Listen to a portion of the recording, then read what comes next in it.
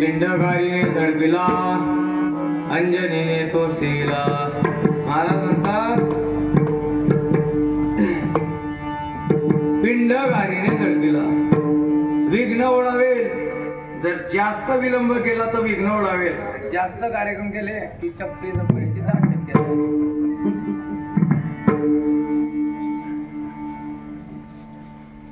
केले तब्येतीच्या मानापेक्षा जास्त धावपडणे करायची माणसाने.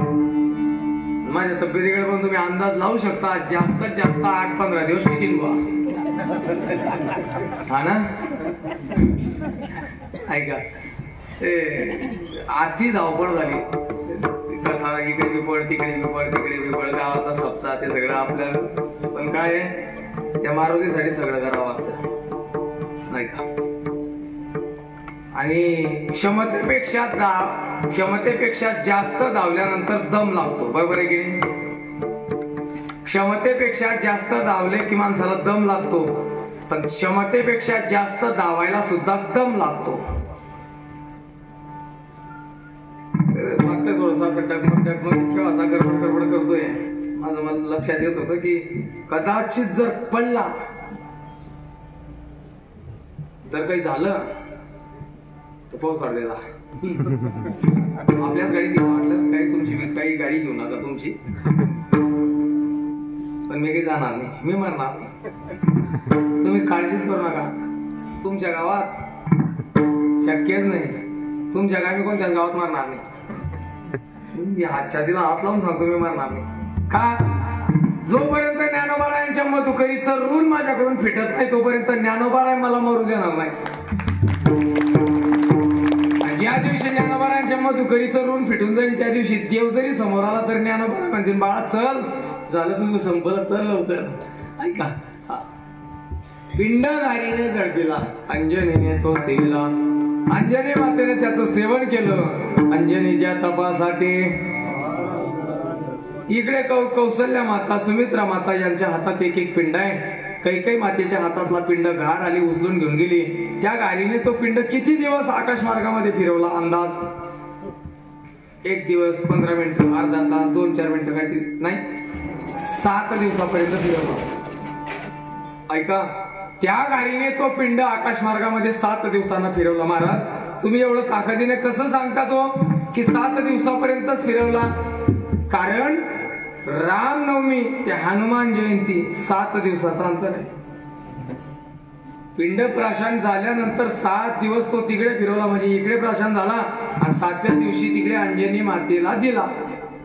7 दिवसाचा अंतर याच्यासाठी, म्हणजे अयोध्या ते अंजनेय एवढा अंतर गाठायला 7 दिवस मॅक्झिमम. आत्म्याच्या मुखातून ऐकलेलं वाक्य आहे. 7 दिवसापर्यंत तो पिंड फिरवला. का? कैकेयी माता, माफ करा, कौसल्या माता आणि सुमित्रा माता या दोघांनीही पिंडाचे थोडे थोडे भाग केले, सुमित्रा मातेला दिले. कौसल्या मातेच्या पिंडातून भरत तयार झाले, सुमित्रा मातेच्या पिंडातून शत्रुघ्न तयार झाले, नाही का. आणि इकडे अंजनीच्या तपासाठी महारुद्र आले पोटी. भगवान हनुमंतरायांचा अवतार जसा झाला, स्वर्गातले देव पुष्पवृष्टी करतात, वृषभ पुष्पावर्षाणा विमाना बलिभिर्नभः. हनुमंतरायांचा सकाळी सकाळी ब्रह्ममुहूर्ताला अवतार आणि सगळे आंजनेयावरची सगळी सेना जी होती त्यांनी हनुमंताचा आनंद उत्सव, जन्मोत्सव अतिशय थाटाने केला. हरभऱ्याची डाळ घ्यायची, मारुतीला लागणारा प्रसाद. तुम्ही काय देता तिकडे जन्मोत्सवाला? प्रसाद कशाचा बनवतात? तुम्ही जन्मोत्सव करत नाही का? करतात ना. किती वाजता? रात्री, सकाळी कितीला? सूर्योदयाच्या वेळेला. मग तुम्ही प्रसाद करतात का?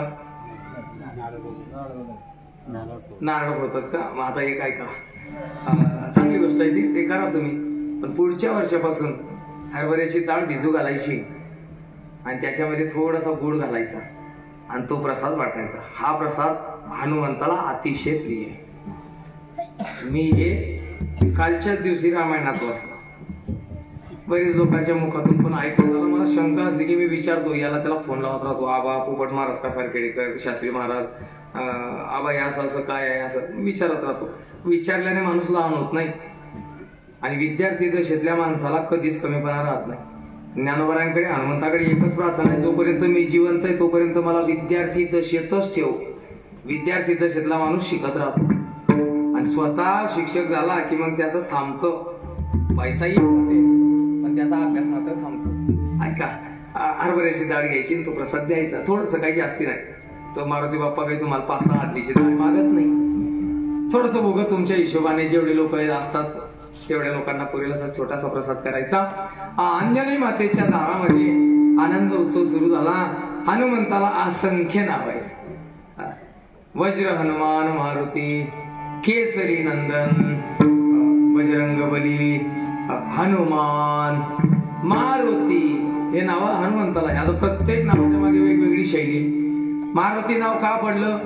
ज्यावेळेला हनुमंतराय मोठे झाले आई म्हणायला लागली, हनुमंता लग्न करून घे. आई म्हणे, आई मी लग्न करणार नाही. अगं माझं गुप्त अंग तुला दिसू दिलं नाही मी, हा, आणि लग्नाचा काही संबंधच नाही. हनुमंतराय असा एकमेव साधू आहे, एकमेव ब्रह्मचारी असा आहे की तो आपल्या आईच्या पोटातूनच लंगोटी घेऊन आलाय, आपल्या आईच्या उदरातूनच लंगोटी घेऊन आला. आई अगं माझं गुप्त अंग मी बाकीच्यांना जाऊ दे, तुला दिसू दिलं नाही आणि मी नाही, लग्न नाही, शक्यच नाही. मला देवाची सेवा करायची, प्रभूची सेवा करायची आहे. या ऐकलं अंजनी मातेला दुःख झालं. माझा एकुलता एक पोरगा आणि नाही म्हणतो लग्न करायचं. गणच बाया अशा आहेत. तुम्ही काबरा असले का असले तुम्ही? बरोबर आहे ना. मुलगा म्हटला की त्याचं लग्न झालं पाहिजे. प्रत्येकाला वाटतं की नाही? असं कोण येतं की महाराज माझ्या मुलाला मला साधू बनवायचं आहे, डॉक्टर, इंजिनियर, वकील सगळं बनवण्याची इच्छा आहे, पण असं कोण आहे की महाराज माझ्या मुलाला मला साधू बनवायचं आहे? आहे कोणी? आता मावशी दिसताय मागे. कशाला कोणी अशी? सहज म्हटलं मी गमजत म्हणून लगेच वळून पाहतात. संसारात चंचलपणा. ऐका, हनुमंताला लग्नाला नकार देतायत. अंजनी माता म्हणायला लागली माझा मुलगा नाही म्हणतो लग्नाला. घरात गेली अंजनी माता रडायला लागली. सगळ्या लोकांनी विचारायला सुरुवात केली, हनुमान कौन रोता है? हनुमान कौन रोता है? हनुमंतरायांनी प्रश्न उत्तर दिलं, माँ रोती है. कौन रोता है? माँ रोती. कौन रोता है? माँ रोती. माँ रोती. हनुमंतरायांचं नाव हनुवटी. हनुवटी, बजरंग, वज्र ताकदीची हनुवटी, बलाढ्य, महारुद्र, भगवान महादेवाचा अवतार. महारुद्र आले पोटी. असंख्य नाव आहेत, असंख्य लीला भगवंताचे आहेत. हनुमंतराय बालपणामध्ये असा खोडकरपणा करायचे. सूर्याला गिळायला निघाले. सूर्याला सुद्धा घाम फुटला. सूर्याची जवळीकता जेवढी हनुमंतरायांनी गाठली तेवढी संपातीला सुद्धा गाठता आली नाही. संपातीची आणि जटायूची दोघं भावांची पैस पडली होती की सूर्यापर्यंत कोण पोहोचतो, कोण जातं सूर्यावर. तारुण्यावर असतं नाही का, ते तरुण होते. निघाले संपाती आणि जटायूला मात्र सूर्याचे प्रखर सहन झालं नाही, उष्णता. जटायू माघारी आला, पण संपाती ताकदीच्या भरात निघत होता. परिणाम असा झाला, अतिशय जवळ गेल्यामुळे त्याचे पंख गळाले. शाप मिळाला त्याला, गळून पडला समुद्राच्या काठावर. त्याने उशाप मागितला, सूर्यदेवता माझा उद्धार होईल कधी? सांगितलं, ज्या वेळेला हनुमंतराय तुझ्या समोर उभे राहतील समजायचं हनुमंत आले की देव तुझ्या घरी येईल आणि मग तुझा उद्धार होईल. आता तो भाग मला काही सांगायचा नाही. हनुमंतरायांच्या सगळ्या खोडकरपणा सगळं पाहिलं आणि त्या शक्त्या ज्या होत्या हनुमंतामध्ये उपजत, त्या शक्त्या लुप्त करून घेतल्या होत्या. पण त्या केव्हा कामा येतील? ज्या वेळेला प्रभू रामचंद्रांवर मोठं संकट येईल त्यावेळेला हनुमंतरायांच्या शक्ती हनुमंतरायांना स्मरण केल्याबरोबर पुन्हा मिळतील. ते हनुमंतराय हळूहळू शिक्षण वगैरे सगळं गुरुकुलामध्ये. आता केसरीराज थाटच ना हनुमंतरायांचा. हनुमंतराय मोठे व्हायला लागले. पुढे चालत असताना किष्किंधा नगरीमध्ये वाली होता. वालीने सुग्रीवाची ते सिंहाशी युद्ध केलं वालीने आणि सांगितलं सुग्रीवाला, जर मी गुफेतून बाहेर नाही आलो तर समजायचं एक तर सिंह मरेल नाही तर मी मरेल. जर मी बाहेर नाही आलो तर किष्किंधेमध्ये जायचं, राजपथ सांभाळायचं आणि सगळ्यांचा प्रजेचा सांभाळ तू करायचा. 8-10 दिवस झाले पण वाली काही गुफेतून परत येईना आणि रक्ताचा पूर वाहत आला. सुग्रीवाला असं वाटलं माझा भाऊ वाली मेला. मोठी शिळा घेतली आणि त्या गुफेच्या दाराला लावून दिली. किष्किंधेमध्ये आला, राजा झाला, राज्यकारभार सुरू करायला लागला. 2, 4, 5, 8, 10 दिवसानंतर वाली तिथं आला. त्याने पहिला सुग्रीव राजा झालेला. आता वालीमध्ये ताकद होती महाराज. वाली होता, जसा कर्ण होता तसा वाली होता. वालीने त्याची पत्नी हिसकावून घेतली, त्याला हाकलून दिलं. जिथं दिसेल तिथं त्रास व्हायचा. मग वालीला शाप होता महात्म्यांचा, साधूंचा, की तू ऋषीमुख पर्वतावर पाय ठेवू शकत नाही. म्हणून सुग्रीव तिथं राहत होते ऋषीमुख पर्वतावर, आणि हनुमंतराय त्यांच्या सोबत. आणि इकडे प्रभू रामचंद्र हळूहळू वाढायला लागले, नाही का. इकडे प्रभू रामचंद्र वाढायला लागले, चालायला लागले. ठुमक चलत रामचंद्र बाजत पैजनिया, ठुमक चलत रामचंद्र, किलकी किलकी उठत धाय, धाय मात लटपटाय, धाय मात लटपटाय, किलकी किलकी उठत जाय, उठत गिरत भूमी लटपटाय, दाय मात गोदलेत दशरथ की रनिया, ठुमक चलत रामचंद्र. सांगितलं गेलं. हनुमंत प्रभू रामचंद्र हळूहळू वाढायला लागले. सगळं कथाभाग माहिती आहे तुम्हाला. अगस्त्य ऋषींसोबत गेले, यज्ञाचं रक्षण केलं. अगस्त्यने सांगितलं घरी जाऊ नाही, ती अहिल्या माता तुमच्यासाठी थांबलेली आहे. अहिल्या मातेचा उद्धार केला. जायचं घरी नाही, जनकाचा यज्ञ तिथं चला. तिथून जानकी, आता ही जानकी माता कशी आली, काय आली, सर्व तुम्हाला ज्ञात आहे. विस्तारणा मी काही करत नाही, मला तुमचा जास्त वेळ घ्यायचा नाही. मला 10:15 वाजेपर्यंत बोलायचंय.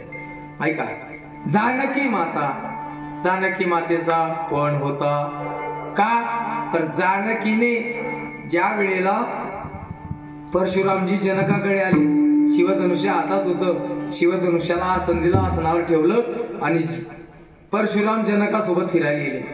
तेवढ्यात सीता मातेने, जानकी मातेने बाल अवस्थेमध्ये तो धनुष्य हाताने ताणला. जशी लहान लहान लेकरं गोळा गोळा खेळतात तसं त्याच्यासोबत खेळायला लागली. परशुरामांनी पाहिलं शिवधनुष्य उचलण्याची ताकद फक्त महादेवामध्ये, अर्जुनामध्ये, माझ्यामध्ये, अर्जुनामध्ये पण नाही. आम्ही 2 लोक उचलू शकतो. आणि एवढीशी कन्या, जनका तुझ्या कन्येचा स्वयंवर ठेव, आणि त्या स्वयंवराचा पण असा ठेव की जो शिवधनुष्य उचलेल त्याला जानकी माळा घालेल. तोच पण होता. प्रभू रामचंद्रांनी तो पण जिंकला आणि निघाली. तयारी सुरू झाली. अयोध्या सजली. सीतारामजी की प्यारी राजरानी लागे, मन मिठो मिठो सरयुजी ना पानी लागे.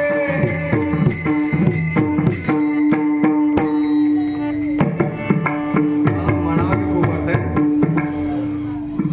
आवाज पूर्ण गावातून गेला. 100% नाही, पूर्ण 101% गेला तो आता. बस आजचं एक कीर्तन, उद्या सकाळचं एक कीर्तन, 2 दिवस आराम आहे. हनुमंतराच्या मंदिरात बस आणि राम राम राम राम करायचं. 2 दिवसात आवाज ठिकाणावर. मग आहेच असून घे सावड्या.